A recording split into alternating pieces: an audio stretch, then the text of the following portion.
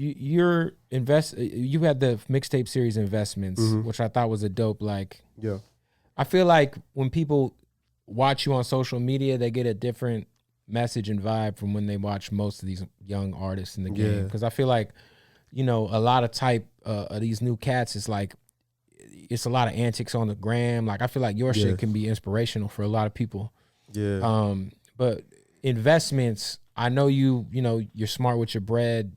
You learn like what are you doing during the pandemic and just in general with your money that you don't think the average rapper in your position is doing? Through the whole pandemic, I've been building my house. Like, I got a estate that I just built, so I'm you know, that's what I've been pretty much. And you got a baby on the way, right? Yeah. She just called me, told me she probably finna be going to labor like in the next couple of days, though. So I gotta get home. Ready to shoot. Yeah, shoot. Are you still in Alabama? Nah. I live in Mississippi now. Yeah. Biloxi? Oh yeah. I heard that the taxes there are fire. Like, you don't got to pay state taxes or something. Oh no, I ain't up. I heard that like in Texas, you don't got to pay state taxes. I'm too turned up. Nah, it's great. If you could live, bro, in LA, if you had a house here, you lived here, you'd be paying fucking 30%. For real, yeah. Bro, they'd be in your fucking pockets out here. Nah, but like, are you like investing in any sort of like outside of your own house, like any other stuff? Like, oh yeah, I got a food truck. I got a restaurant.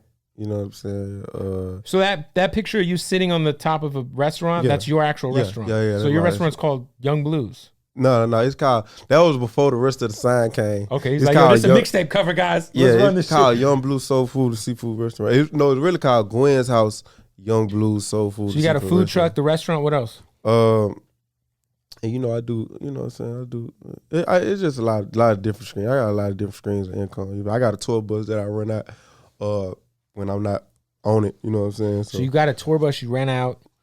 You're in the food truck space. You got the restaurant. Yeah. Are you? First of all, salute. Yeah. So most artists are like, "Yo, let me go get a Maybach." Yeah. Nah. Here's all of my advance. Oh God, I had got that out the way when I was young, before I even signed a deal getting money from shows. You got the dumb shit out the way. Yeah, I got that. I was glad I got that out the way. Yeah. Because otherwise, you're like leveraging your shit. In a bad way. But no. So what about like, have you tapped in with like the stock market at all, or any like the crypto shit, or? I've been testing it out like a little bit here, a little bit there, just trying to get a feel for it. But it's just so much stuff going on with the scamming and stuff like that. Oh my God. It's like, I'd be scared when they come to me about stuff. I'd be like, anytime someone hits you and says, "Hey, can you use an extra 10 grand?" Right now, say no. Yeah. Because they're just scamming the fucking unemployed. I don't really think I'm too much into the stock market right now. It's too much of it's too much shit's going on. I don't like to gamble in the anyway. Nah, you don't like to gamble? Nah, I don't like to gamble. I respect that. You got to keep your money. What is the hardest thing you've learned about being in the restaurant business? Because I know it's a really hard business to like succeed in. We always see restaurants coming and going all the time. Yeah, we shut down right now because of this COVID stuff. So we finna get ready to come back up. I'm finna get ready to turn it to a club, a hookah lounge. But the best thing I learned for real is just that I ain't never really make no money from my restaurant. You know what I'm saying? Like it was just open just for me. Like it was just, it was lit. It was like we made a lot of money, but it was so much overhead that you ain't really see a lot of money. So it ain't no going into the account, oh, I'm gonna take the 10,000, go do this. You know what I'm saying? Right. They're probably like, if you touch that, like, you might not be able to pay the bills next month. Yeah, you feel me? Even though they had a little, cause I'm an artist, so a lot of times I just come out of my pocket. But when I started coming out of my pocket, I was like, no, first I was just breaking even.